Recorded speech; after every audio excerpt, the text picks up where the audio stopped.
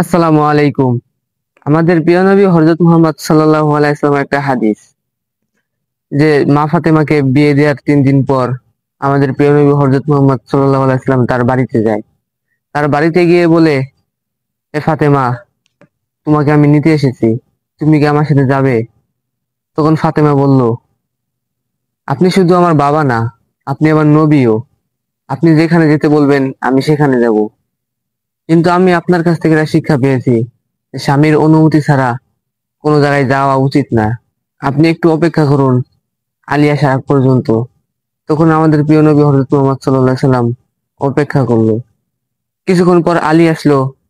আমাদের প্রিয় নবী হযরত মুহাম্মদ সাল্লাল্লাহু আলাইহি সাল্লামকে দেখে অনেক খুশি হয়ে গেল আর জিজ্ঞাসা করলো আসার কারণ। তখন আমাদের প্রিয় নবী হযরত মুহাম্মদ সাল্লাল্লাহু আলাইহি সাল্লাম বলল, হে আলী, আমি ফাতেমাকে নিতে এসেছি, তুমি যদি অনুমতি দাও আমি তাহলে নিয়ে যাই। তখন আলী বলল, আপনি ফাতেমার বাবা এবং আমাদের নবী রাসূল, আপনি নিতে চাবেন আবার অনুমতি কিসের? তখন আমাদের প্রিয় নবী হযরত মুহাম্মদ সাল্লাল্লাহু আলাইহি সাল্লাম বলল, আমার ফাতেমা তোমার অনুমতি ছাড়া যাবে না, কারণ আমি এটা শিক্ষা দেইনি। আর এখনকার মেয়েরা নিজের স্বামীর অনুমতি ছাড়াই যেখানে ইচ্ছে সেখানেই চলে যায়। একটু চিন্তা করে দেখুন কি হিসাব দিবেন। আশা করি বুঝতে পারছেন। আল্লাহ পাক রব্বুল আলামিন আমাদেরকে বুঝার তৌফিক দান করুক। আমিন। আসসালামু আলাইকুম ওয়া রাহমাতুল্লাহ।